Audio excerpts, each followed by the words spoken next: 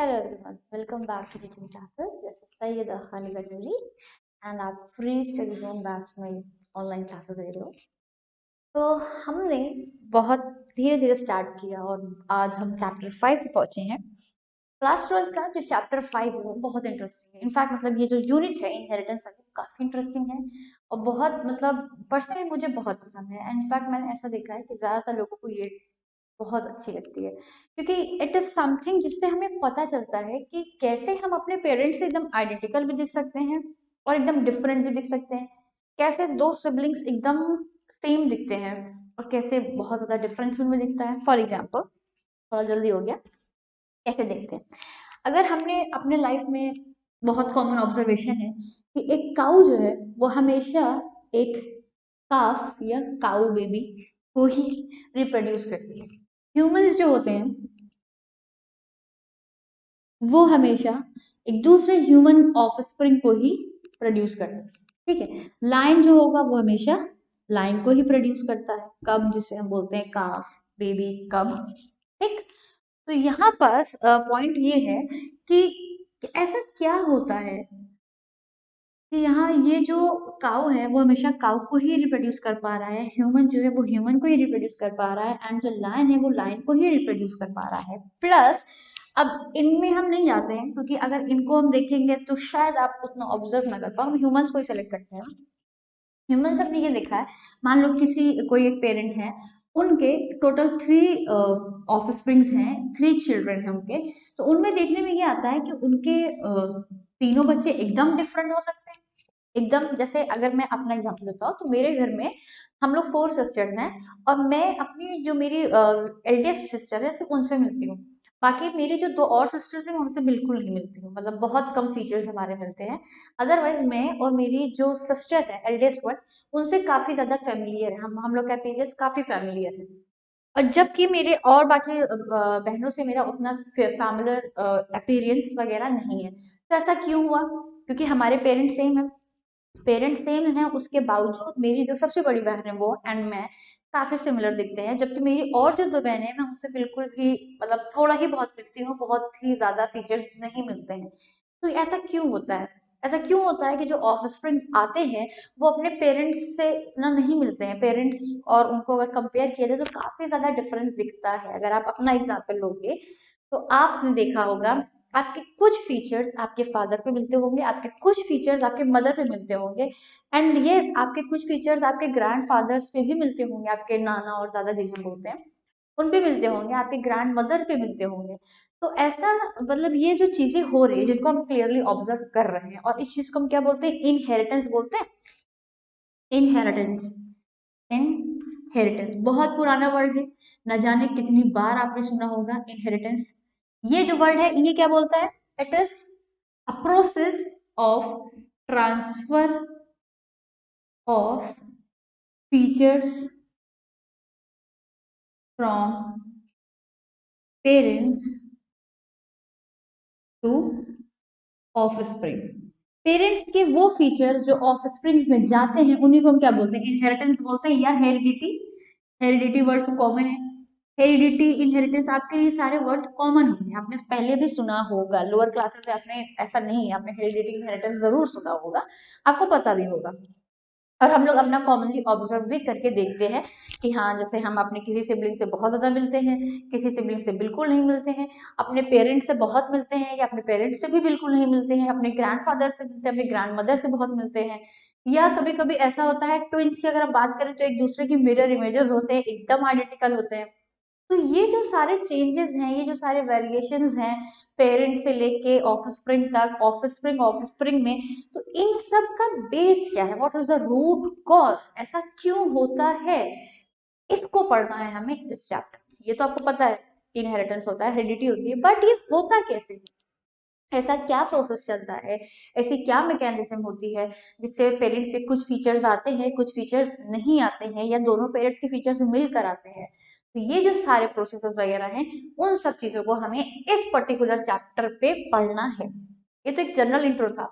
अब अगर हम चैप्टर के नेम पे ही जाते हैं तो चैप्टर नेम अपने आप को एक्सप्लेन कर रहा है। It says principles of inheritance and variation. Inheritance क्या होता है?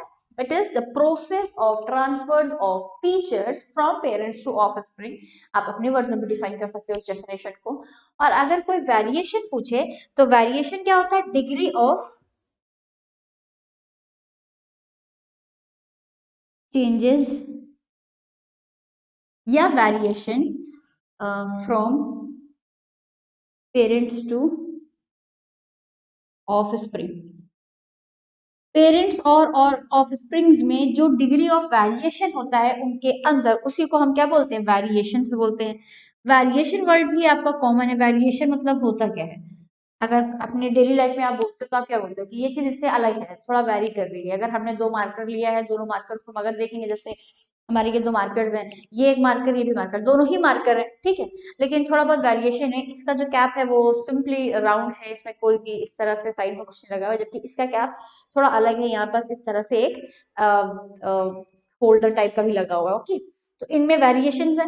उसी तरह से अगर आप अपने सिबलिंग से अपने आप को कंपेयर करोगे तो आपको वेरिएशन दिखेगा। आप अपने आप को अपने पेरेंट्स से कंपेयर करोगे तो बहुत सारे वेरिएशंस देखने को मिलते हैं। इस चैप्टर में हमें कैसे इनहेरिटेंस होती है, प्रिंसिपल्स क्या है, what is the root cause of inheritance, वो देखना है।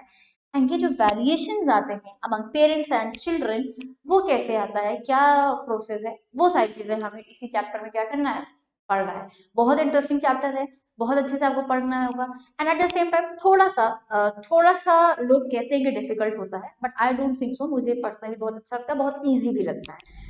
लेकिन इसको क्या करना है, आपको बहुत अच्छे से पढ़ना है, बहुत इंजॉय करके पढ़ना है, क्योंकि इसको पढ़ने में बहुत मजा आता है। ठीक, अब जब ये चैप्टर हम पढ़ेंगे तो इसमें जो सबसे पहला नाम आएगा वो आएगा मेंडल का। जो मेंडल सर थे, ग्रिगोर मेंडल, उन्होंने एक बहुत बेहतरीन तरीके का कंट्रीब्यूशन दिया है towards explaining the principle of inheritance. अच्छा, इनिशियली ह्यूमंस को बहुत पहले, मतलब बहुत पहले, मेंडल सर के डिस्कवरी से, उनके लॉजिक से, उनका जो भी थ्योरी था उससे बहुत पहले ही ह्यूमंस को इतना अंदाजा तो हो गया था कि जो सेक्सुअल रिप्रोडक्शन है उसके वजह से वेरिएशंस आते हैं।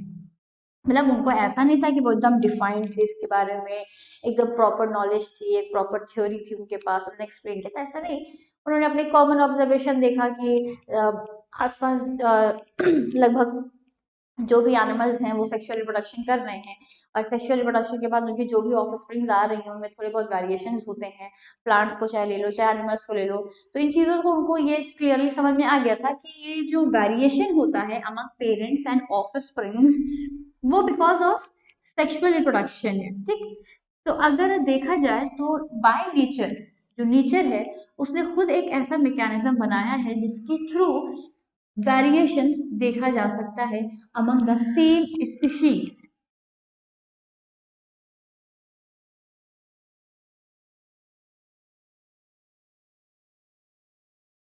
ठीक, सेक्सुअल रिप्रोडक्शन बहुत पहले ही, मेंडल के वक्त से पहले ही लोगों को इतना अंदाजा तो हो गया था that this is just because of sexual reproduction कि जो हमें वेरिएशंस देखने को मिल रहा है। तो एक ये नेचुरल मेथड है of creating, natural method of creating variations among parents और among a species। ठीक, स्पीशीज में जो वेरिएशंस आ रहे हैं नेचुरली, उनको हम बोल सकते हैं that sexual production is one of the cause among that. ठीक है, और ये चीजों का लोगों को पहले से अंदाजा हो गया था, तो इसको यूज करके उन्होंने काफी चीजें की है। कितने सारे प्लांट्स को उन्होंने क्रॉस ब्रीड कराया है, cross breed in the sense कि अलग अलग वैरायटीज को लेके क्रॉसिंग कराई है, और एक नया तरह का प्लांट उन्होंने, एक नया तरह की वैरायटी उन्होंने डिस्कवर की थी। ये सारी चीजें उनको पढ़नी है। तो अब हम आते हैं ग्रिगोर मेंडल पे। तो ग्रिगोर मेंडल के अगर वर्क को देखेंगे तो इनिशियली लोगों को कोई भी एक प्रैक्टिकल, एक रूट कॉज या प्रिंसिपल नहीं पता था कि ये जो इनहेरिटेंस हो रहा है या जो ये वेरिएशंस आ जाते हैं वो किस वजह से आते हैं। तो उसको एक्सप्लेन सबसे पहले एक बेहतरीन तरीके से, एक लॉजिकल वे में किसी ने एक्सप्लेन किया है, तो वो है ग्रिगोर मेंडल। इसीलिए इनको फादर ऑफ इनहेरिटेंस भी कहा जाता है।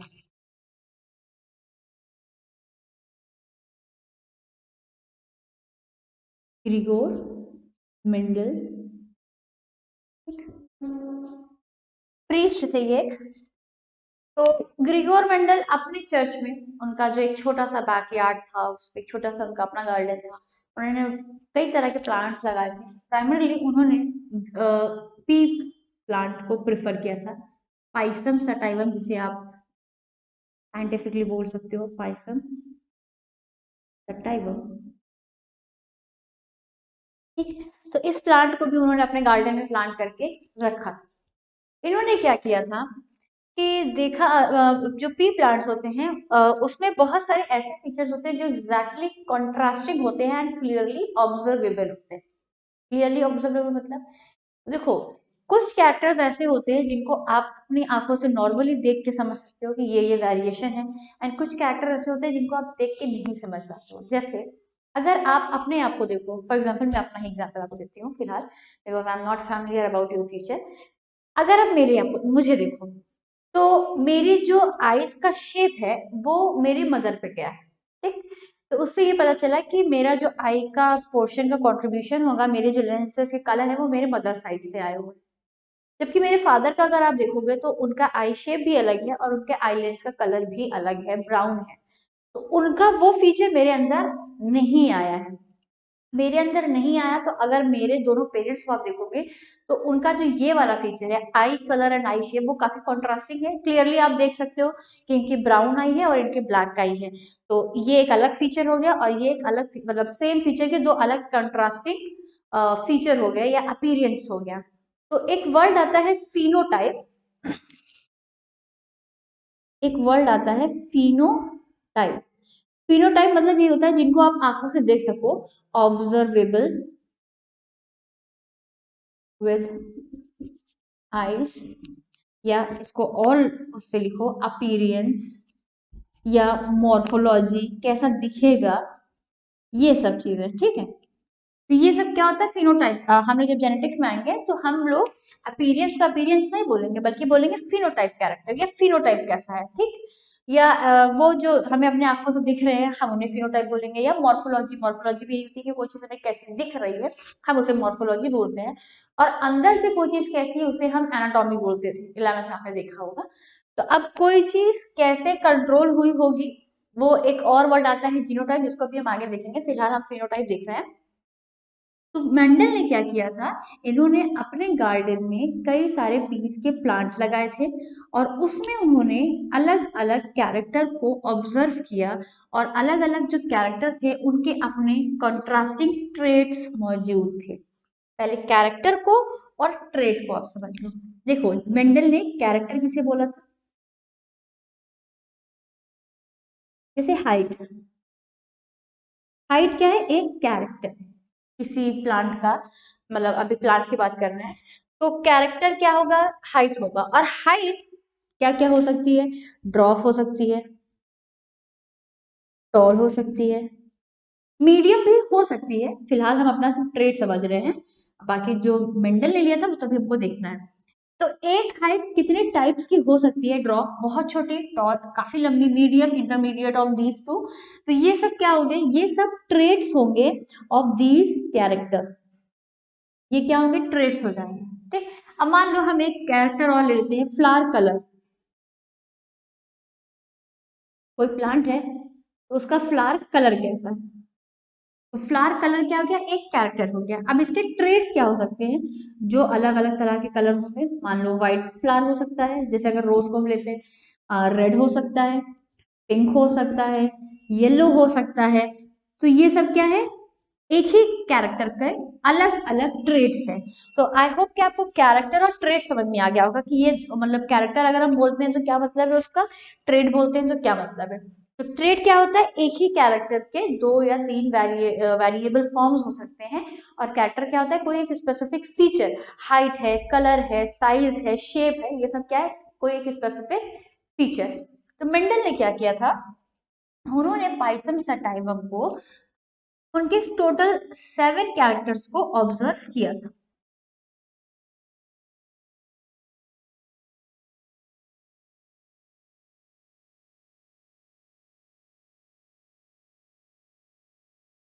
इन्होंने 7 कैरेक्टर्स को ऑब्जर्व किया था। किसके 7 कैरेक्टर्स? पाइसम सटाइवम के 7 कैरेक्टर्स को ऑब्जर्व किया था। कौन कौन से कैरेक्टर लिए थे इन्होंने? हाइट लिया था, इन्होंने फ्लावर कलर लिया था, फ्लावर पोजीशन लिया था, इन्होंने पॉड कलर लिया था, इन्होंने पॉड शेप लिया था, seed colour and seed shape. तो ये वेरियस कैरेक्टर्स को इन्होंने कंसिडर किया था जब वो पी प्लांट पर अपने इनहेरिटेंस के प्रिंसिपल्स को या इनहेरिटेंस लॉ को एक्सप्लेन करने की कोशिश या ये मानो उन पर स्टडी कर रहे थे। तो उन्होंने पी प्लांट के प्राइमरली इन 7 कैरेक्टर्स को ही ऑब्जर्व किया था। यहाँ पहला पॉइंट ये आता है कि इन्होंने पी प्लांट क्यों लिया। पी प्लांट लेने का उनका रीजन था, एक तो ये होते हैं सेल्फ पॉलिनेटिंग। जब ये सेल्फ पॉलिनेटिंग है तो इससे क्या होगा, अननेसेसरी क्रॉस पॉलिनेशन कराने की जरूरत नहीं पड़ेगी, ये प्लांट्स खुद ही सेल्फ पॉलिनेट कर जाएंगे और अल्टीमेटली एक मतलब रेगुलर जनरेशन दिखती चली जाएंगी। पहला पॉइंट। दूसरा ये था कि इनमें जो ये कैरेक्टर्स है वो इजीली ऑब्जर्व हो पा रहे थे और काफी ज्यादा कॉन्ट्रास्टिंग कैरेक्टर्स मिल रहे थे, काफी ज्यादा इनमें कॉन्ट्रास्टिंग फीचर्स या कैरेक्टर्स मौजूद थे जिनको आप क्लियरली क्या कर सकते हो, ऑब्जर्व कर सकते हो। और इजी था प्योर लाइन बनाना, easy pure line formation. Pure line formation पहले तो यही होगा कि प्योर लाइन क्या होती है और फॉर्मेशन से यहाँ क्या मतलब है।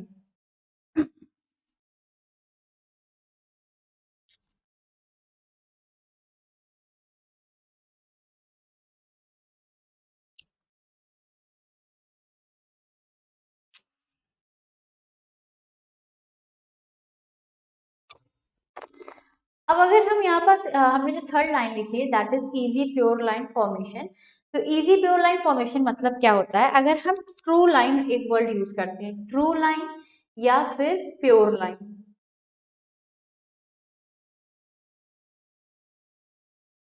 True pure line, what does this mean? इसका मतलब ये होता है कि अब हम ऐसा लेंगे, ऐसे ग्रुप ऑफ प्लांट्स को लेंगे जिनके जो कैरेक्टर है वो प्योर है, प्योर कैरेक्टर। ये कैसे बनता है? कंटिन्यूअस सेल्फ पॉलिनेशन से। जब लगातार सेल्फ पॉलिनेशन कराते चले जाते हैं तो इससे क्या होता है, जो कोई भी प्लांट होता है इसमें लगातार सेल्फ पॉलिनेशन होने की वजह से उनका जो फीचर होता है वो एक तरह का फिक्स हो जाता है। फिक्स इन द सेंस कि अब उसमें वेरिएशन देखने को नहीं मिलता है। कैसे? ऐसे मान लो पहले ये एक प्लांट था और इसकी हाइट हमने ले ली टॉल, ये टॉल है। अब क्या करेंगे, इस प्लांट का लगातार कराएंगे सेल्फ पॉलिनेशन। अब इनका जब लगातार हम सेल्फ पॉलिनेशन कराते चले जाएंगे तो अल्टीमेटली क्या होगी, इनकी जितनी जनरेशन आती जाएगी, हो सकता है इनिशियली जो वेरी फर्स्ट जनरेशन मिले उसमें कुछ टॉल भी मिल जाए, कुछ ड्रॉप मिल जाए, फिर उसके बाद करें तो फिर कुछ टॉल फिर ड्रॉप, लेकिन लगातार एट द एंड क्या होगा कि अल्टीमेटली जो फीचर होगा वो एग्जैक्टली क्लियर दिखने लग जाएगा। जैसे अभी हम लोग ने हाइट को एज अ कैरेक्टर लिया था और ट्रेट लिया था टॉल और ड्रॉप, मीडियम लिया था, बट मीडियम हम यहाँ कंसिडर नहीं करेंगे क्योंकि हम मेंडल की बात कर रहे हैं और उन्होंने जो देखा था, उन्होंने जो ऑब्जर्व किया था, हम सिर्फ उसकी ही बात करेंगे अब स्ट्रिक्टली, ठीक है। तो उन्होंने जब लगातार सेल्फ पॉलिनेशन कराया तो अल्टीमेटली क्या हुआ, उन्हें प्योर लाइन मिल गई। प्योर लाइन मतलब ये होता है कि अब इसमें जितने भी प्लांट थे वो सिर्फ और सिर्फ टॉल थे, मतलब ये प्योरली टॉल है, इनमें ड्रॉप वाला कोई भी फीचर नहीं है और ना ये फ्यूचर में अगर इनका फिर से सेल्फ पॉलिनेशन कराएंगे तो ये फ्यूचर में फिर से ड्रॉप नहीं बनाएंगे। ये हो गया, मतलब ये जो प्लांट है वो ड्रॉप नहीं बना सकता। और उसी तरह से जब लगातार इन्होंने किया था तो इनको ड्रॉप प्लांट भी मिल गया था। प्योर लाइन बनाने का तरीका क्या होता है? प्योर लाइन बनाने का तरीका ये होता है कि लगातार सेल्फ पॉलिनेशन आप कराते चले जाएं, तो कंटिन्यूअस सेल्फ पॉलिनेशन से अल्टीमेटली रिजल्ट ये होता है कि जो प्लांट होते हैं उनमें किसी भी एक कैरेक्टर का, जिसको भी आप ऑब्जर्व कर रहे हो, जो भी पर्टिकुलर कैरेक्टर आपने लिया है, उस कैरेक्टर के कोई एक ही ट्रेट होता है जो फिक्स हो जाता है, फिर वो फर्दर आगे वो कोई दूसरा अपोजिट ट्रेट या कॉन्ट्रास्टिंग ट्रेट नहीं दिखाता है। तो मेंडल ने क्या किया था, इन्होंने पी प्लांट इसलिए यूज किया था क्योंकि एक तो ये सेल्फ पॉलिनेटिंग होते हैं, इजी हो गया। दूसरा, कॉन्ट्रास्टिंग कैरेक्टर्स काफी ज्यादा थे और काफी क्लियरली ऑब्जर्वेबल थे। तीसरा, इनके प्योर लाइन का फॉर्मेशन भी इजी था क्योंकि इनकी जो मतलब साइकिल है वो बहुत लंबी नहीं थी। प्लस इनको ग्रो कराना भी इजी था, ऐसा नहीं था कि इसके लिए बहुत ज्यादा उन्हें मेहनत करनी पड़ती, क्योंकि कुछ प्लांट्स ऐसे होते हैं जिन्हें आपको एक्स्ट्रा एफर्ट्स देने की जरूरत पड़ती है। तो these are the few reasons जिसकी वजह से मेंडल ने पी प्लांट यूज किया था। अब हमको ये देखना है कि इन्होंने किया क्या। ये तो हमने देख लिया कि पी प्लांट लिया, पी प्लांट के 7 कैरेक्टर्स को ऑब्जर्व किया। उसको ऑब्जर्व करने के लिए या जो भी इन्होंने एक्सपेरिमेंट्स किए उसके लिए उन्होंने पहले क्या बनाया, ट्रू प्योर लाइन या ट्रू ब्रीडिंग लाइन ये फॉर्म कर लिया। कैसे बनता है हमने वो भी देख लिया। अब हम अल्टीमेटली देखेंगे कि कैसे इन्होंने एक्सपेरिमेंट्स किए थे।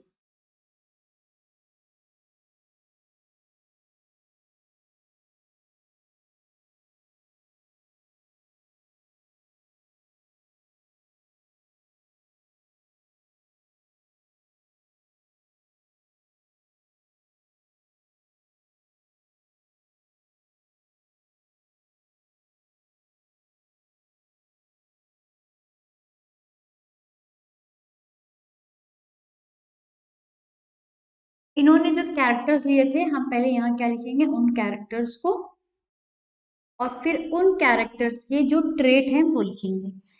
अब जब ट्रेट लिखेंगे तो यहाँ एक वर्ड आता है डोमिनेंट ट्रेट, एक वर्ड आता है रेसेसिव ट्रेट। अभी फिलहाल, क्योंकि अभी हम जीन्स पे नहीं पहुंचे हैं, फिलहाल हम ये कहेंगे कि डोमिनेंट ट्रेट वो होता है जो अपने आप को एक्सप्रेस करने की कोशिश करता है और रेसेसिव ट्रेट को एक्सप्रेस करने से रोक देता है। और रेसेसिव ट्रेट वो होता है जो अपने आप को in the presence of dominant trait express नहीं करा पाता है। अगर डोमिनेंट ट्रेट नहीं रहेगा तो ही वो खुद को एक्सप्रेस कर पाएगा। हो सकता है जो मैंने अभी बोली ये लाइन शायद उतना लॉजिकल या मे बी उतना समझ आपको नहीं आया होगा, बट इस लाइन को क्लियरली समझ लीजिए, क्योंकि बस जैसे ही हम करेंगे इसके फौरन से बाद हम जीनोटाइप वर्ड डिस्कस करेंगे और तभी हमें क्लियर हो जाएगा कि अच्छा मैंने जो ये बोला था उसका मतलब क्या था। ठीक, कैरेक्टर्स में एक आप लिखोगे डोमिनेंट ट्रेट,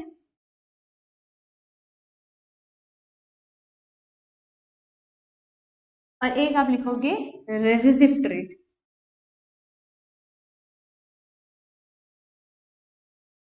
ठीक है, पहला कैरेक्टर इन्होंने लिया स्टेम हाइट या प्लांट हाइट।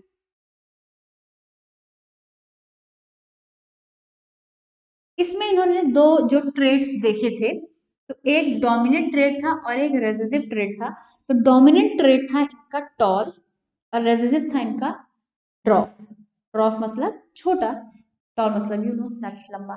फिर इन्होंने लिया था फ्लावर कलर।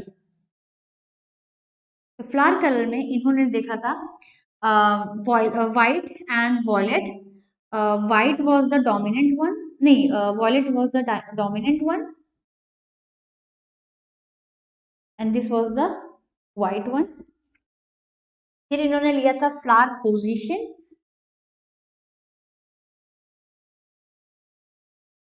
तो फ्लावर पोजीशन में जो एक्सियल पोजीशन थी वो क्या थी, उनकी डोमिनेंट थी, एंड जो टर्मिनल पोजीशन थी वो क्या थी, रेसेसिव थी। एक्सियल मतलब जैसे स्टेम के यहाँ साइड में फ्लावर निकलना, और टर्मिनल मतलब ये टिप पे निकलना। ठीक, फिर इन्होंने लिया था seed shape.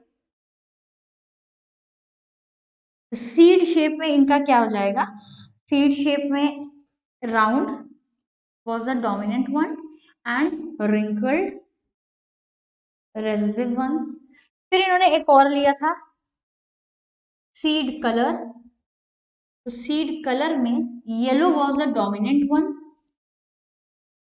and green was the recessive one। एक और उन्होंने लिया था pod shape and pod colour, उसको मैं यहाँ लिख दे रही हूँ बिकॉज स्पेस नहीं है। तो एक लिया था इन्होंने पॉड शेप। पॉड शेप मतलब जो पी होती है, अगर आपने उसको देखा ही होगा ऑफकोर्स,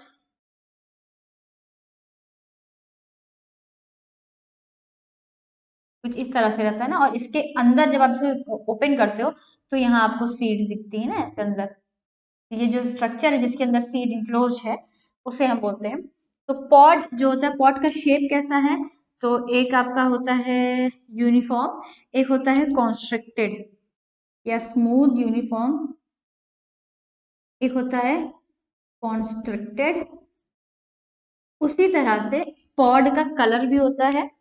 पॉड के कलर को मैं यहाँ लिख दे रही हूँ, पॉड कलर। तो पॉड कलर में green colour was the dominant one and yellow one was the recessive one। थोड़ा सा ऊपर नीचे हो गया है, मैं एक बार ओरली आपको नरेट कर दे रही हूँ। स्टेम हाइट लिया टॉल ड्रॉप, पॉड का शेप लिया स्मूथ एंड कॉन्स्ट्रिक्टेड। कॉन्स्ट्रिक्टेड मतलब जैसे ये आपका पॉड है, या तो ये ऐसे भी हो सकता है स्मूथ, या तो ये ऐसे हो सकता है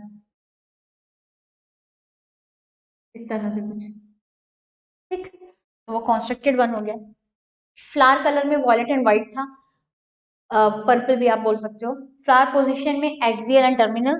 पॉड कलर में आपका green and yellow. Seed shape में round and wrinkled. Seed colour में आपका येलो एंड ग्रीन। तो ये टोटल 7 कैरेक्टर्स थे एंड उसके डोमिनेंट ट्रेट और रेसिस्टिव ट्रेट हमने देख लिए। अब उन्होंने किया क्या था मेंडल ने, फाइनली इन्होंने ट्रू प्योर लाइन जो बनाई थी उसमें से किसी एक कैरेक्टर को पकड़ा। सबसे पहले आप मान लो स्टेम हाइट को, ठीक है। तो उन्होंने स्टेम हाइट को कंसिडर किया, उसके लिए उन्होंने क्रॉसिंग कराकर देखना स्टार्ट किया।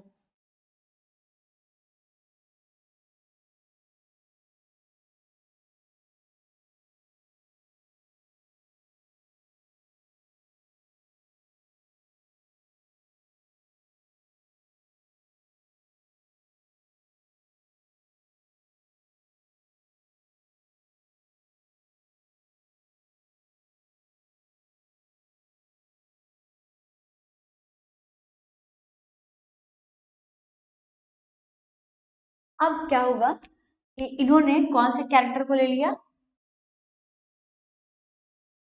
स्टेम हाइट, ठीक। इन्होंने जो प्योर लाइन बनाई थी, कैसे बनती है अभी मैंने आपको बताया। तो स्टेम हाइट को कंसिडर किया और प्योर लाइन में से इन्होंने 2 प्लांट ले लिए। एक ले लिया टॉल प्लांट, तो आप उसे बोल दोगे टॉल पेरेंट प्लांट, और एक इन्होंने लिया ड्रॉफ पेरेंट प्लांट,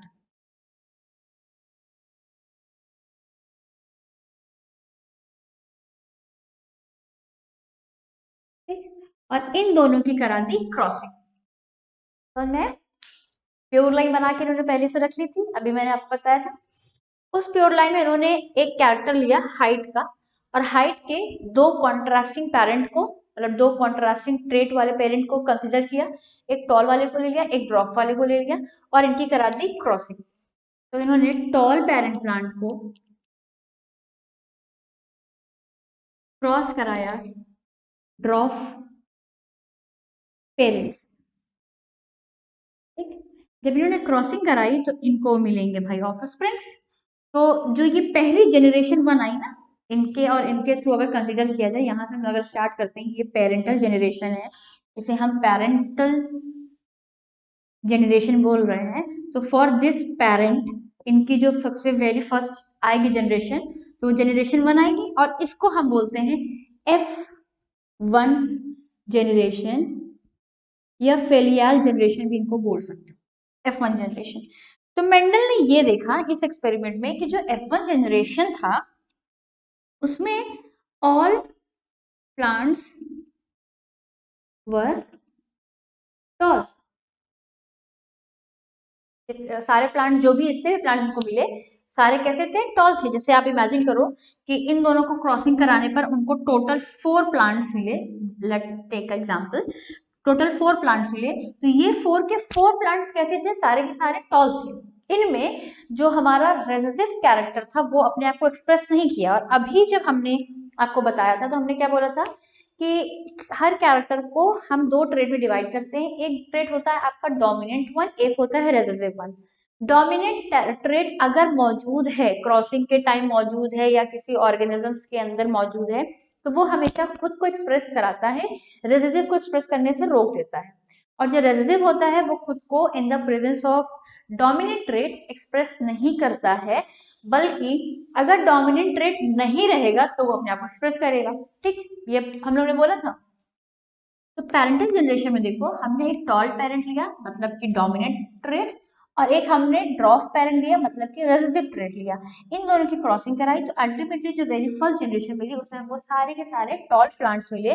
मतलब कि यहाँ जो ऑब्जर्व हुआ वो कौन सा ऑब्जर्व हुआ? ओनली डोमिनेंट ट्रेट, सिर्फ डोमिनेंट ट्रेट ऑब्जर्व हुआ हमें। ठीक, फिर नेक्स्ट क्या होता है कि इन्होंने F1 जनरेशन से दो पेरेंट ले लिए। पहले तो इनका बनाया, अब क्या किया, इससे दो पेरेंट लिया, टू पेरेंट्स यहां से लिया। तो अब इन्होंने क्या किया, F1 के पेरेंट्स को या F1 से जो दो प्लांट्स निकले थे उनकी क्रॉसिंग कराई। तो यहाँ पे आप, ये क्लियर है ना आपको?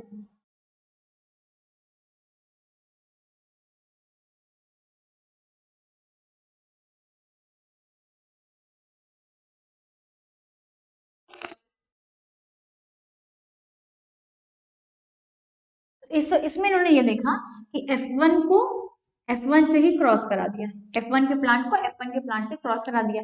दोनों कैसे हैं? दोनों क्या है? टॉल है ना, दोनों ही टॉल है। अब जब इनकी क्रॉसिंग कराया तो पैरेंटल से हमें F1 मिला तो इनसे F2 मिलेगा।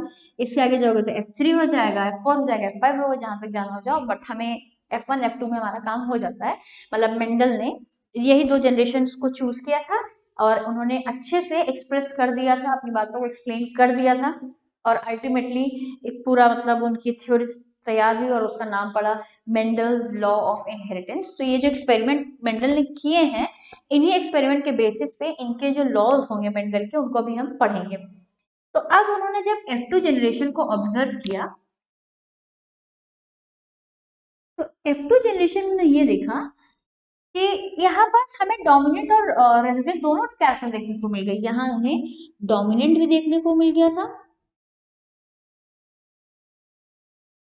प्लस रेसिसिव भी देखने को मिल गया था, बट इनका जो प्रोपोर्शन था वो अलग अलग था। ऐसा नहीं था कि इक्वली 50-50 नहीं था, बल्कि अलग अलग था।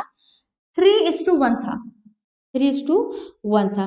मतलब अगर देखा जाए तो 1/4 उनको मिल रहा था रेसिसिव एंड 3/4 उनको मिल रहा था डोमिनेंट। अगर 4 प्लांट्स टोटल हैं तो इस 4 प्लांट में उनको टोटल मिला 3 मिला उनको टॉल प्लांट और 1 उनको मिल गया ड्रॉफ प्लांट। तो उसको अगर रेशियो में लिखेंगे तो 3:1 बोलेंगे हम। ठीक, तो फिनोटाइप अभी हम सिर्फ डिस्कस कर रहे थे कैसा दिख रहा है प्लांट, कैसा दिखने के बेसिस पे हमने डोमिनेंट और रेसिसिव लिख लिया। तो ये तो उन्होंने कर दिया अपना एक्सपेरिमेंट।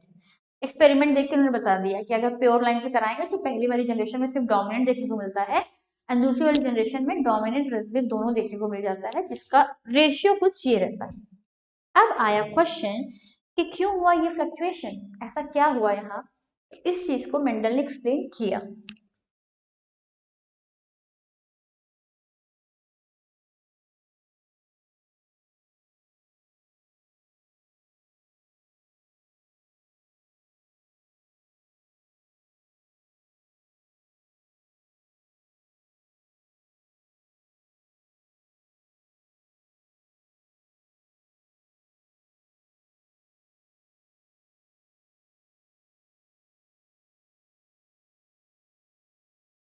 देखो मेंडल ने क्या बताया, मेंडल स्टेट कि सेक्सुअल रिप्रोडक्शन होता है। ठीक, तो सेक्सुअल रिप्रोडक्शन में एक स्टेप होता है गैमीट फॉर्मेशन का। यहाँ क्या होता है, एक स्टेप होता है ना जहाँ गैमीट का फॉर्मेशन होता है। गैमीट फॉर्मेशन, गैमीट होती है हैप्लॉइड। तो जैसे अगर कोई एक डिप्लॉइड ऑर्गेनिज्म है उससे हुई होगी मियोसिस। अब मियोसिस होने के बाद उन्होंने दे दिए होंगे हैप्लॉइड गैमीट्स। ठीक, तो यहाँ मेंडल ने ये बोला कि जो पेरेंट थे जिनसे गैमीट बना और इन गैमीट के फ्यूजन से हमें नई ऑफस्प्रिंग मिली, जाइगोट मिला, नया ऑफस्प्रिंग मिला। तो ये जो पेरेंट था, जब पेरेंट से उनके सोमैटिक सेल से या उनकी गैमीट फॉर्मिंग सेल से, गैमीट मदर सेल से उनका गैमीट का फॉर्मेशन हुआ, तो यहाँ कुछ ऐसे कुछ ऐसा कुछ मौजूद था जो पेरेंट से इस गैमीट में ट्रांसफर हुआ, पेरेंट से गैमीट में ट्रांसफर हुआ, और उस चीज को उन्होंने बोला फैक्टर। ऐसा कुछ यहाँ फैक्टर मौजूद था, पेरेंट्स के अंदर ऐसा कुछ फैक्टर मौजूद था जो कि उनसे ट्रांसफर हुआ उनके गैमीट में, और ये गैमीट एक दूसरे पेरेंट का भी गैमीट आएगा, उससे फ्यूज करके उन्होंने ट्रांसफर कर दिया किसमें, ऑफस्प्रिंग में।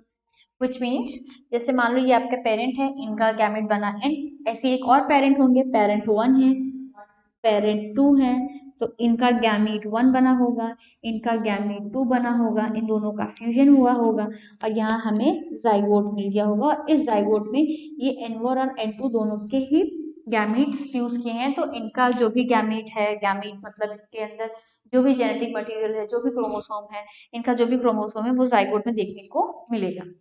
ये सब चीजें आपको पहले से भी पता होगी, आपने जूनियर क्लासेस में पढ़ा होगा। और वैसे भी जब सेक्सुअल रिप्रोडक्शन चैप्टर हम लोग ने पढ़ा था अभी सी क्लास 12 में, chapter 1 sexual reproduction in organism, तो वहां भी मैंने ये गैमीट का फॉर्मेशन और कैसे वो ट्रांसफर होता है, गैमीट फ्यूज करके जाइगोट बनाता है, कैसे कैरेक्टर्स फिर अल्टीमेटली पेरेंट से ऑफस्प्रिंग तक पहुंच जाते हैं, ये चीज मैंने उस चैप्टर में भी आपको बताई थी। अगर इनकेस आपने नहीं देखा है वो वीडियो तो देख लीजिए, आपके लिए और क्लियरेंस बन जाएगा। ठीक, तो हम लोग अपने टॉपिक पे आते हैं। तो गैमिट ने मेंडल ने क्या बोला था कि पेरेंट्स से कुछ फैक्टर्स होते हैं जो उनके गैमिट में चले जाते हैं, मतलब जो P1 का होगा, P1 के कुछ फैक्टर्स इसमें आगे होंगे, इनके कुछ फैक्टर्स इसमें आगे होंगे, अब इनके फैक्टर मिलके जाइगोट बनाएंगे, और इससे क्या मिलेगा, हमें ऑफ स्प्रिंग मिलेगा। तो इस ऑफ स्प्रिंग के अंदर हमें पेरेंट 1 और पेरेंट 2 दोनों के ही फैक्टर्स देखने को मिलेंगे। ये जो फैक्टर है, इस फैक्टर को अब हम बोलते हैं जीन।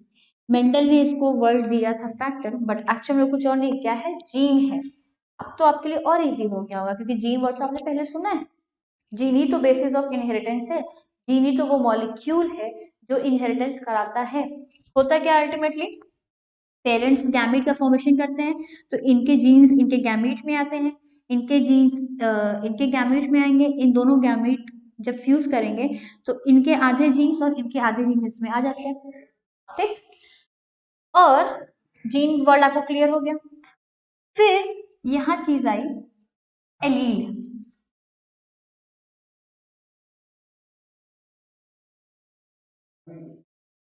ठीक, एलील, एलील क्या होते हैं,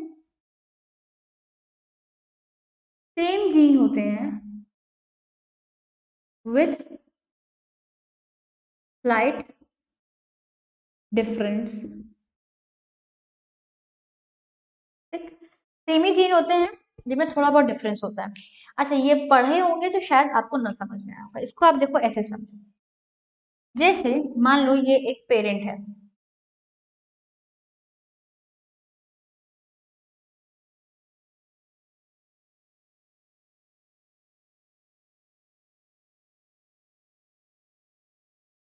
ह्यूमंस का एग्जांपल लेते हैं।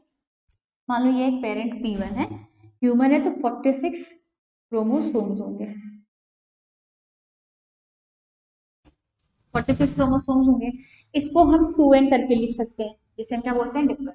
ये जो पेरेंट या ये जो ह्यूमन है, ये खुद कैसे आया होगा, ये खुद कैसे बना होगा, ये खुद बना होगा अपने पेरेंट से, और इनके एक पेरेंट ने अपना गैमेट दिया होगा, इनके दूसरे पेरेंट ने अपना गैमेट दिया होगा। ठीक है, तो हुआ क्या होगा, इन दोनों गैमेट को फ्यूज करके ये एक ऑफस्प्रिंग बना, फिर अल्टीमेटली इसमें डेवलपमेंट होता गया, ये रिप्रोडक्शन स्टेज पर आया, और इसने अपने गैमेट का फॉर्मेशन करना स्टार्ट किया। जब गैमेट का फॉर्मेशन किया होगा तो यहाँ पास क्या हुई होगी, मियोसिस हुई होगी, और मियोसिस से क्या हुआ होगा, इनको डिप्लॉइड से हेप्लॉइड सेल्स का फॉर्मेशन हो गया होगा, विच मीन्स गैमेट का फॉर्मेशन हो गया होगा। मियोसिस सेल डिवीजन अगर आप याद करिए तो आपने ये पढ़ा है कि मियोसिस में रिडक्शनल डिवीजन होता है, क्रोमोसोम का नंबर आधा हो जाता है। ठीक, मतलब अगर ये 46 है तो ये 23 हो गए और ये 23 हो गए। इस तरह से पेरेंट 1 का हुआ, उसी तरह से पेरेंट 2 भी होगा, पेरेंट 2 ने भी बना लिया होगा गैमेट। ठीक, अब मान लो इन पेरेंट 1 और पेरेंट 2 की हम क्या करा देंगे, क्रॉसिंग करा देंगे, P1 इंटू P2 करा देंगे, इनकी हम क्या कराने जा रहे हैं, क्रॉसिंग। तो इनका 23 क्रोमोसोम और इनका 23 क्रोमोसोम, ये दोनों आके फ्यूज करके 46 क्रोमोसोम बना देंगे। तो आधा क्रोमोसोम इनका गया एक ऑफ स्प्रिंग के अंदर, आधा क्रोमोसोम इनका गया, एंड एक्चुअल में जो क्रोमोसोम्स होते हैं उन्हीं के ऊपर जीन्स मौजूद होते हैं, या यही वो साइट्स हैं जहां पास जीन्स पाई जाती हैं, जीन्स प्रेजेंट। तो अगर ह्यूमंस को देखा जाए तो इनमें जो 46 क्रोमोसोम्स मौजूद होते हैं उनको आप एक चार्ट बना के देख लो। अब इमेजिन करो ये पहला क्रोमोसोम है और ये दूसरा क्रोमोसोम है। हुआ क्या, 46 में ये 1 2 फिर 3 4 5 6 आता जाएगा। तो ये जो 1 और 2 वाले हैं तो एक आया होगा एक मेल से और एक आया होगा फीमेल से। इस 46 में आधा किससे आया, एक पेरेंट से, आधा किससे आया, दूसरे पेरेंट से। इसका मतलब कि आधे जीन्स इनके आए आधे जीन्स इनके आए, उन्होंने मिलकर टोटल क्रोमोसोम बना दिया 46। ठीक है, इसका इसको आप अगर आप जीन्स के लेवल पे समझो तो इसका मतलब ये होगा कि आधे जीन्स, जीन्स किस पे मौजूद है, क्रोमोसोम पे। तो आधे जीन्स इन पेरेंट के आए आधे जीन्स इन पेरेंट के आए। तो इन पेरेंट्स के अंदर जो था आधा आधा इनके पेरेंट्स का मौजूद था। इसका मतलब कि अगर ह्यूमंस को हम एग्जांपल ले रहे हैं, 46 क्रोमोसोम है तो उसमें 23 जो रहता है वो फीमेल पेरेंट से आता है एंड 23 जो रहता है वो मेल पेरेंट से आता है। और जो ये क्रोमोसोम्स होते हैं उनमें एक एक जीन हर एक कैरेक्टर के लिए मौजूद रहता है।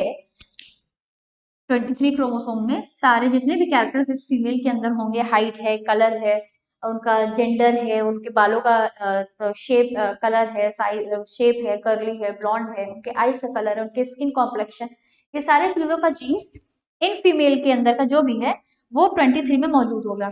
उसी तरह से मेल के भी सारे मौजूद होंगे। अब ये दोनों जब फ्यूज कर जाएंगे तो इन दोनों के सारे सारे जीन्स यहीं आ गए। तो होता क्या अल्टीमेटली, अगर ऐसे एग्जाम्पल आप देखो तो यहाँ का एक क्रोमोसोम ये मेल का रहा होगा, एक क्रोमोसोम ये फीमेल का रहा होगा, और एक ही कैरेक्टर के दोनों के जीन्स यहाँ मौजूद होंगे। तो या फिर मान लो मेल का यहाँ पास हाइट वाला मौजूद है और फीमेल का यहाँ हाइट वाला मौजूद है। तो ये भी जीन हाइट के लिए हुआ और ये भी जीन हाइट के लिए ही हुआ। तो ऐसे जीन्स जो सेम कैरेक्टर के लिए होते हैं बट उनमें थोड़ा बहुत स्लाइट डिफरेंस होता है उसको हम क्या बोलते हैं, एलील बोलते हैं। सेम जीन है ना दोनों, ये जो क्रोमोसोम है एक इंडिविजुअल में एक मेल का साइड का है एक फीमेल साइड का है, और इन दोनों पे सेम कैरेक्टर वाले जीन्स मौजूद है। मान लो ये हाइट का जीन है इनका और ये हाइट का जीन है इनका, हाइट के लिए एच। ठीक, तो अब दोनों क्या है, सेम कैरेक्टर को रेगुलेट कर रहे हैं। सेम जीन का मतलब यहाँ क्या था कि सेम कैरेक्टर को डिफाइन करें या सेम कैरेक्टर को एक्सप्रेस करेंगे। तो जो सेम जीन्स होते हैं उनके जो थोड़े बहुत डिफरेंट फॉर्म होते हैं उसको हम बोलते हैं एलील। ठीक, हो सकता है ये जो एलील्स हैं जैसे यहाँ और यहाँ, तो ये एलील्स एक दूसरे से एकदम सिमिलर हो या अलग अलग हो। तो एलील्स जो होते हैं उसी में आपका होता है एक डोमिनेंट और एक रेसेसिव। इसमें आता है आपका एक डोमिनेंट और एक आपका आता है रेसेसिव। डोमिनेंट वो होता है जो अपने आप को एक्सप्रेस कर लेगा और रेसेसिव वो होता है वो तभी एक्सप्रेस करेगा जब डोमिनेंट ना हो। तो ये तो हो गया एलील। अब एक टर्म आएगा यहाँ जीनोटाइप, और उस जीनोटाइप को देखने के बाद हम आगे बढ़ेंगे।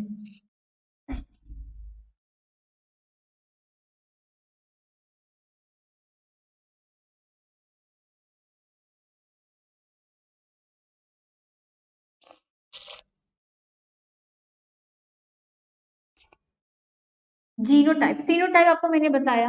जीनो फिनोटाइप मतलब कोई चीज कैसी दिख रही है, फिनोटाइप मतलब अपीरियंस कैसा है। जीनोटाइप मतलब ये होता है कि जीन्स कैसे हैं, जीन्स या एलील्स कैसे हैं, उनमें एलील्स कैसे मौजूद हैं। अब देखो हाइट है, हाइट पे हमने दो पढ़ा, टॉल और ड्रॉप। तो क्या किया जाता है, जो डोमिनेंट वाला कैरेक्टर होता है टॉल उसके लेटर को ले लेते हैं टी, कैपिटल से रिप्रेजेंट करते हैं, और रेसिसिव वाले को उसी लेटर के स्मॉल फॉर्म में रिप्रेजेंट करते हैं। हाइट एक कैरेक्टर हो गई, ये दोनों क्या हो गए, ट्रेट हो गए। टॉल क्या था, डोमिनेंट था तो उसको कैपिटल लेटर से रिप्रेजेंट कर दिया, और ड्रॉफ क्या था, रेसिसिव था तो उसको इसके स्मॉल लेटर से एक्सप्रेस कर दिया। जैसे अगर हम सीड शेप की बात करें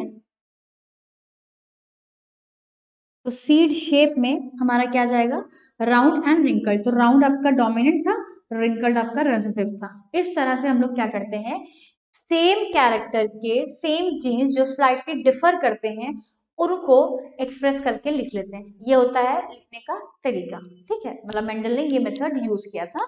उन्होंने कैरेक्टर्स को जब डोमिनेंट और रेसिसिव में डिवाइड कर दिया था तो उनका जीनोटाइप जब लिखना था उनको कि उसमें कैसे जीन्स मौजूद हैं, डोमिनेंट है कि रेसेसिव है, तो उन्होंने ये इस तरह से यूज किए थे, सिंबल्स, अल्फाबेटिक सिंबल्स यूज किए थे।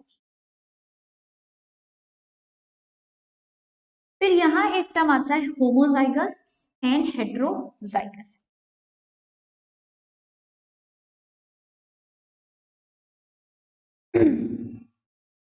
कोई ऑर्गेनिज्म अगर डिप्लॉयड है तो उसमें क्या होगा, एक ही जीन के दो फॉर्म होंगे और उन दोनों फॉर्म को हम क्या बोलते हैं, एलील बोलते हैं। हो सकता है वो दोनों फॉर्म कैसा डोमिनेंट हो सकता है वो दोनों फॉर्म रेसेसिव हो, और ये भी हो सकता है एक डोमिनेंट और एक रेसेसिव हो। डिप्लॉयड ऑर्गेनिज्म है, ठीक, तो इसमें एक कैरेक्टर के लिए दो जीन्स या एलील्स मौजूद होंगे, और ये जो दो एलील्स होंगे वो ऐसे हो सकते हैं, या तो दोनों ही क्या हो, डोमिनेंट हो या रेसेसिव हो, या एक डोमिनेंट और एक रेसेसिव हो। अभी हम लोगों ने जब डोमिनेंट और रेसेसिव पढ़ा था तो हम लोगों ने क्या बोला था, डोमिनेंट अगर मौजूद है, उसके एक भी एलील अगर मौजूद है तो वो अपने आप को क्या करेगा, एक्सप्रेस कर देगा। तो ये हो गया डोमिनेंट अपीयरेंस में, इसका फिनोटाइप क्या होगा, डोमिन टॉल। मान लो कोई प्लांट है, उसके अंदर जो कैरेक्टर हाइट लिया है तो उसके जो दो एलील्स मौजूद हैं वो दोनों एलील कैसे हैं, टी और टी है, तो ये डोमिनेंट हुआ। फिनोटाइप कैसा दिखेगा उनका, टॉल दिखेगा, वो प्लांट आपको टॉल दिखेगा। इस केस में अगर आ जाए तो ये क्या है, रेसेसिव है, और इसका अगर फिनोटाइप हम देखेंगे तो क्या दिखेगा आपको, ड्रॉफ दिखेगा। और अगर इनको देखें तो यहाँ आपको एक रेसेसिव और एक डोमिनेंट दोनों मिल रहा है, डोमिनेंट भी है प्लस रेसेसिव है।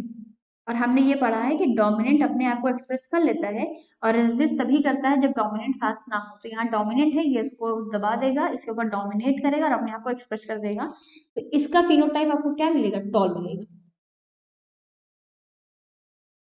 ठीक। ये जो हम लोग लिख रहे हैं ये होता है जीनोटाइप। कैसी एलील्स मौजूद हैं उनको जब हम अल्फाबेटिकल मेथड में एक्सप्रेस करते हैं तो इसी चीज को हम बोलते हैं जीनोटाइप। जीन्स उनमें कैसे हैं, वो जीन्स अपने आप को एक्सप्रेस कैसे करेंगे उसको हम बोलते हैं फिनोटाइप। तो जीनोटाइप और फिनोटाइप तो हो गया। अब एक वर्ड होता है होमोजाइगस और हेट्रोजाइगस। होमोजाइगस हम तब बोलते हैं जब दोनों एलील्स क्या हो, सेम हो। तो ये क्या है आपका होमोजाइगस,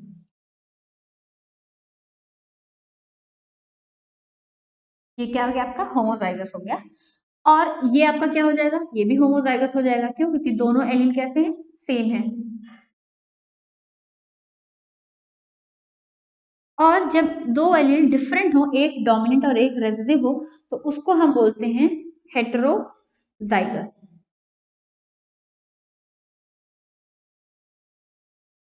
ठीक।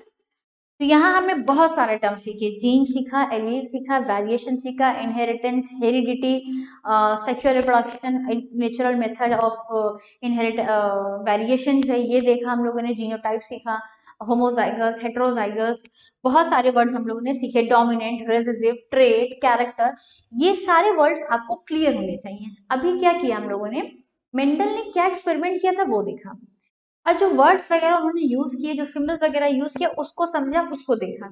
अब हम क्या करेंगे, सिस्टमेटिकली जो मेंडल ने अपने लॉ दिए हैं, उन्होंने 3 लॉ दिए थे, first, second and third law, तो उनके जो लॉज हैं उनको हम एक्सप्रेस करेंगे, उनको जो भी उनका मेथड था उसी मेथड से हम उसको एक्सप्रेस करेंगे। मेंडल ने एक्चुअली मैथमेटिकल मेथड में, बायोलॉजी में उन्होंने मैथमेटिकल मेथड लगाया था और बहुत ब्रिलियंट तरीके से उन्होंने इनहेरिटेंस को एक्सप्लेन किया था।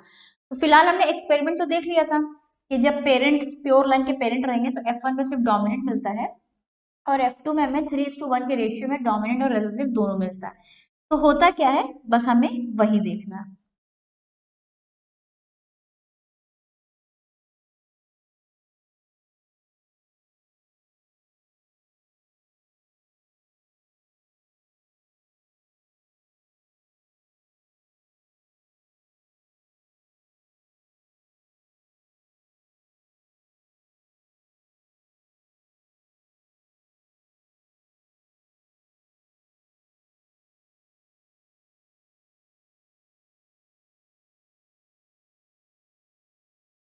देखिए, मेंडल ने कहा था, उन्होंने प्योर लाइन के पेरेंट्स को लिया, उनकी क्रॉसिंग कराई, तो बोलेंगे उनसे पेरेंटल जेनरेशन।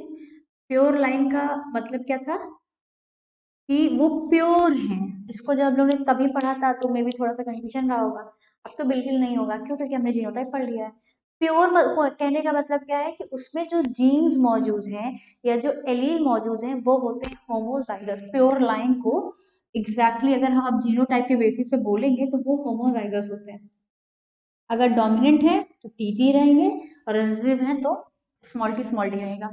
पेरेंटल जनरेशन उन्होंने कैरेक्टर हाइट लिया और इन्होंने बोला कि हमने एक टॉल पेरेंट ले लिया और एक ड्रॉफ पेरेंट ले लिया।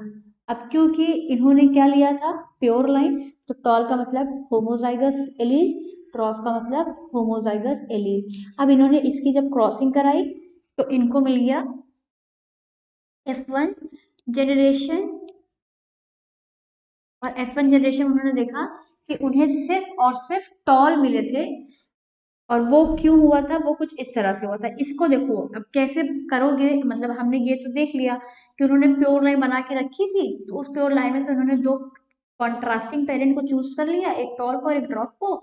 अभी हम लोग ने पढ़ लिया कि प्योर लाइन होमोजाइगस होता है, तो ये टीटी होगा, ये स्मॉल टी होगा।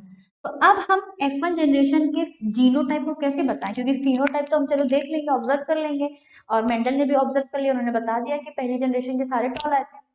कैसे पता चलेगा? तो उसके लिए यहाँ बनाना पड़ता है हमें checker box, Punnett square box जिसे बोलते हैं। तो इसमें हम क्या करते हैं, एक साइड मेल का और एक साइड फीमेल का रखते हैं। मान लो हमने जो टॉल प्लांट लिया था वो मेल प्लांट था और जो ड्रॉफ लिया था वो फीमेल प्लांट था, तो एक साइड हम फीमेल का रखेंगे और एक साइड हम मेल का रखेंगे। ठीक है। अच्छा रुको, इससे पहले एक चीज और देख लो वरना कहीं कंफ्यूज ना हो जाओ आप लोग। आपका जब ये बना होगा, प्योर लाइन तो बन गई, ठीक है, इनकी जब क्रॉसिंग कराई होगी हमने, तो पहले गैमीट का फॉर्मेशन हुआ होगा ना यहाँ पास। डिप्लॉयड है तो यहाँ हमने मियोसिस करा दी या गैमीट फॉर्मेशन यहाँ लिख दो, तो हमें अब गैमीट्स मिलेंगे पहले। एक गैमीट मिला टी, इनसे दो ही मिल सकते हैं, कैपिटल टी, और इनसे अगर मिलेंगे हमें तो स्मॉल टी। अब अल्टीमेटली क्या होता है, लोग ऐसे लेते हैं, ऐसे क्रॉस करा लेते हैं, आप वैसे भी कर सकते हो। अब मान लो जब F1 जनरेशन का फॉर्मेशन होगा, तो F1 जनरेशन के फॉर्मेशन के टाइम हम क्या कराएंगे, इनके गैमेट्स को आपस में फ्यूज कराएंगे। तो इनके एक गैमेट को लिया, उनके दूसरा गैमेट को लिया, तो टी और टी मिल गया। इनके इस गैमेट को लिया और इनके इसी गैमेट से इसको फ्यूज कराया, तो कैपिटल टी स्मॉल टी मिल गया। ये गैमेट बच गया तो इसका भी फ्यूजन इनके दोनों गैमेट से करा दिया, कैपिटल टी स्मॉल टी हो गया। ये गैमेट लिया और इनका इससे फ्यूजन करा दिया, कैपिटल टी स्मॉल टी हो गया।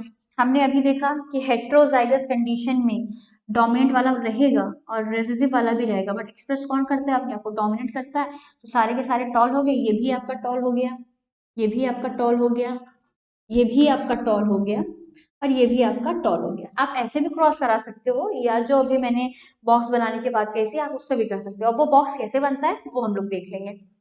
ऐसे कर लो सिंपली, कोई बात नहीं है, या तो फिर आप यहाँ पास इस तरह से अगर नहीं करना चाह रहे हो तो आप यहाँ बॉक्स बना लो, उसे बोलते हैं checker box, Punnett square box. उसके थ्रू हमें पता चल जाता है कि जो F1 जनरेशन है या जिस भी जनरेशन का निकाल रहे हैं उसका जीनोटाइप कैसा होगा, और जब हमें जीनोटाइप पता होगा तो उसके बेसिस पे हम फिनोटाइप बता सकते हैं। तो यहाँ क्या करेंगे, हम इस तरह से एक बॉक्स बना लो। टोटल चार है ना, एक दो तीन चार, एक दो तीन चार। तो एक साइड मेल के रख दो, एक साइड फीमेल के रख दो।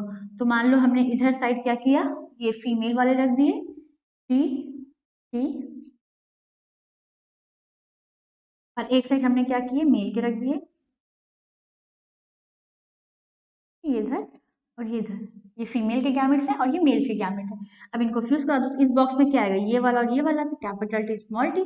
इसमें क्या आएगा, ये वाला एंड दिस एंड दिस।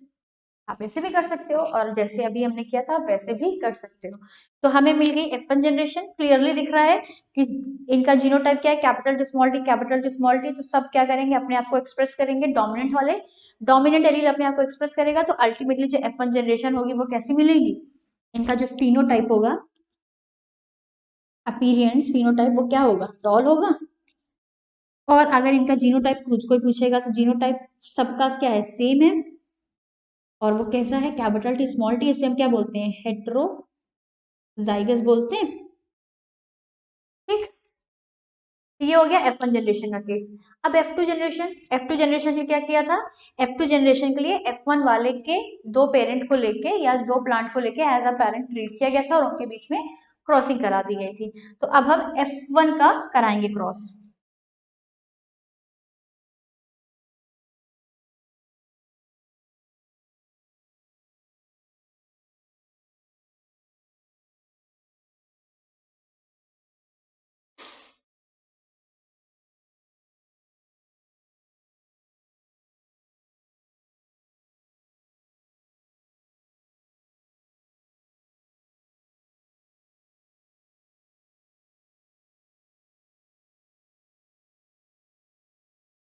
अब क्या करेंगे, F1 जनरेशन से एक फीमेल और F1 जनरेशन से एक मेल पेरेंट ले लेंगे।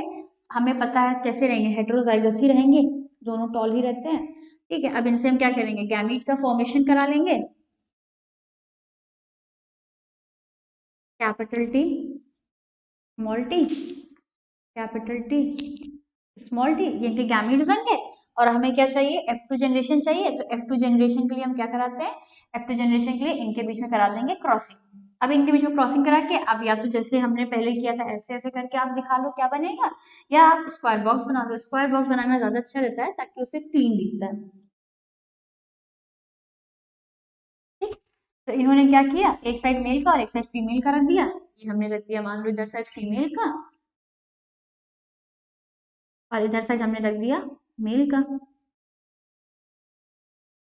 अब आप क्या करो, इनके जीनोटाइप को निकाल लो। तो ये हो जाएगा कैपिटल टी, ये हो जाएगा कैपिटल टी स्मॉल टी, ये small T capital T, and ये small T small T.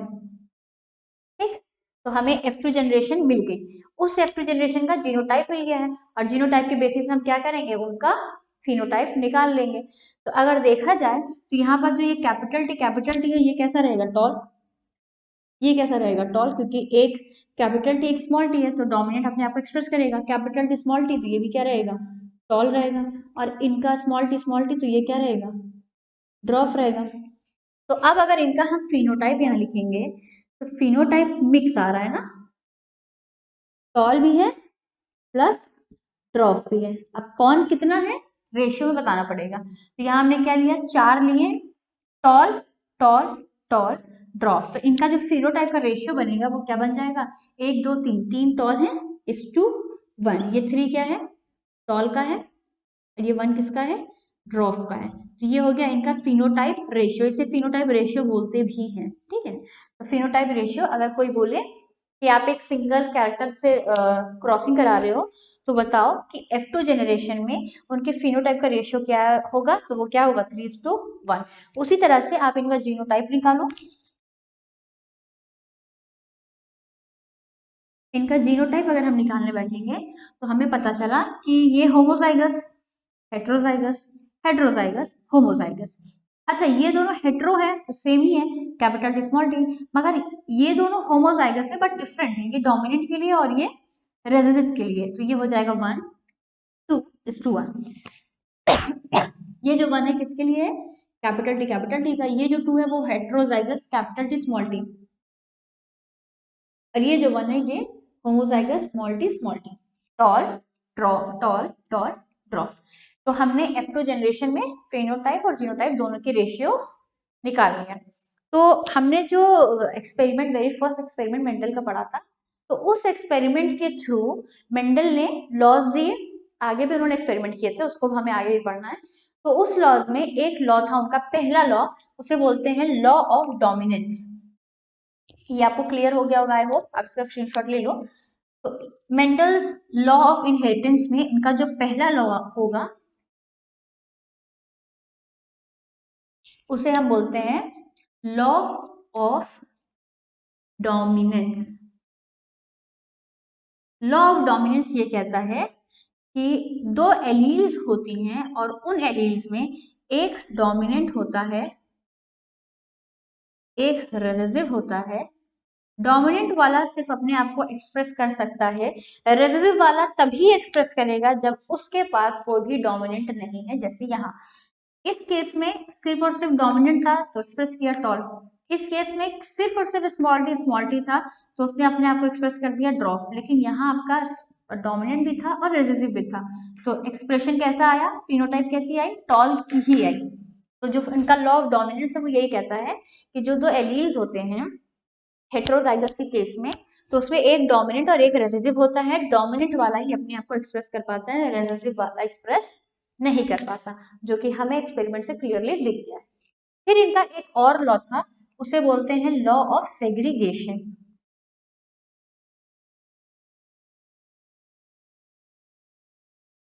Law of segregation, ये क्या है लॉ? अभी तक हम लोगों ने जितना भी पढ़ा, अभी यहाँ पास देखो, हमने ये देखा कि होमोजाइगस है तो टॉल हुआ, होमोजाइगस है तो ड्रॉप हुआ, हेट्रोजाइगस था तो ऐसा नहीं हुआ कि ये वाला टी अपने आप को भी एक्सप्रेस करता है, ये वाला टी अपने आप को भी एक्सप्रेस करता है, इन दोनों की ब्लेंडिंग हो जाती है और हमें हाइट मीडियम मिलती है। ऐसे नहीं हुआ ना, हमें क्या मिला, या तो एक्सट्रीम इधर का या तो एक्सट्रीम इधर का मिला, हमें बीच का कुछ कैरेक्टर नहीं मिल रहा है। तो मेंडल ने ये बोला था कि जब गैमीट का फॉर्मेशन होता है, गैमीट के फॉर्मेशन के बाद हमारा जो फाइनल जनरेशन तैयार होती है, F1 जनरेशन F2 जनरेशन, तो उसमें हमेशा क्या होता है, आपको दो एक्सट्रीम पॉइंट वाले ही कैरेक्टर देखने को मिलेंगे, इन दोनों में ब्लेंडिंग नहीं होती है, ये दोनों जो एलील्स हैं capital T and small T, इनमें कोई ब्लेंडिंग नहीं होगी कि ये दोनों मिलके मीडियम हाइट बना दे, ऐसा नहीं होता है। और साथ ही साथ इन्होंने ये बोला था कि जब आपका गैमीट का फॉर्मेशन हुआ होगा 2n से, यहाँ n का फॉर्मेशन हुआ होगा, n का फॉर्मेशन हुआ होगा, तो ये जो गैमीट है जैसे डिप्लॉयड ऑर्गेनिज्म की है, तो इस गैमीट में एलील्स मौजूद होंगी, गैमीट में क्या होंगे, जीन्स होंगे, जीन्स क्योंकि डिप्लॉयड है तो अभी इसको हम लोग डिवाइड कर लेते हैं, यहाँ इनके 46 क्रोमोसोम्स होंगे, 46 क्रोमोसोम्स में सारे जीन्स मौजूद होंगे और हर जीन्स के दो फॉर्म मौजूद होंगे जिसको हम क्या बोलेंगे, एलील बोलेंगे। तो अब जब डिप्लॉयड से हैप्लॉयड गैमीट का फॉर्मेशन होता है, तो ये जो क्रोमोसोम होते हैं वो इक्वली डिवाइड करते हैं, और इनका इक्वली डिवाइड करने का मतलब ये है कि यहाँ जो जीन के एलील है वो इक्वली डिवाइड करते हैं, आधे एलील्स इसमें जाते हैं और आधे एलील्स दूसरे वाले गैमीट में जाते हैं। जैसे एग्जाम्पल देखो, अगर मान लो ये आपका गैमीट है और इसमें जो कैरेक्टर हाइट था उसके लिए जो जीनोटाइप था वो था कैपिटल टी कैपिटल टी, तो जब फॉर्मेशन हुआ होगा तो आधा इनमें आया होगा और आधा इनमें आया होगा, तो ये हुआ कैपिटल टी और ये हुआ कैपिटल टी। या अगर इनमें रहा होगा कैपिटल टी स्मॉल टी, तो आधा इनमें आया और आधा इनमें आया, विच मीन्स की कैपिटल टी स्मॉल टी। तो एग्जैक्टली हाफ पेरेंट गैमीट से निकल मतलब पेरेंट सेल से निकल के गैमीट सेल में जब आते हैं ये, तो एग्जैक्टली हाफ आते हैं, उन दोनों में ब्लेंडिंग नहीं होती है, इंडिपेंडेंटली गैमीट का फॉर्मेशन कर लेते हैं। इसी को बोलते हैं लॉ ऑफ सेग्रीगेशन। सेग्रीगेशन मतलब क्या होता है, अलग होना, सेग्रीगेट करना, अलग करना। तो जब गैमीट का फॉर्मेशन होता है तो जो ये जीन्स हैं या जो क्रोमोसोम है 46 वो सेग्रीगेट कर जाते हैं, और जब क्रोमोसोम सेग्रीगेट करते हैं तो जो एलील्स मौजूद हैं वो भी क्या करती हैं, सेग्रीगेट कर जाती हैं, और फिर वो क्या करते हैं, गैमेट्स बनाते हैं। जैसे हम लोग ने यहाँ देखा था कैपिटल टी स्मॉल टी था, तो इससे दो गैमेट बने थे, capital T and small T, उससे बने थे कैपिटल टी स्मॉल टी। तो यहाँ सेग्रीगेशन हुआ ना, ये सेग्रीगेट किया, आधा कैरेक्टर इसमें आया, मतलब आधे एलील इसमें आ गए और आधे एलील इसमें आ गए, तो इसी को बोलते हैं लॉ ऑफ सेग्रीगेशन। तो आज का वीडियो हम यहीं तक रखते हैं। आई होप आपको अच्छा लगा होगा, और प्लीज बुक्स को स्टडी करो, कोई भी डाउट हो तो पूछ सकते हो, एंड नेक्स्ट वीडियो का जरूर वेट करो क्योंकि ये चैप्टर काफी इंटरेस्टिंग है, हम लगातार वीडियोस बनाते ही जाएंगे और आपको उस वीडियोस को देखना है। एंड अच्छी लगे तो लाइक कर दो, चैनल को सब्सक्राइब कर दो, वीडियो को शेयर भी कर दो। Thank you.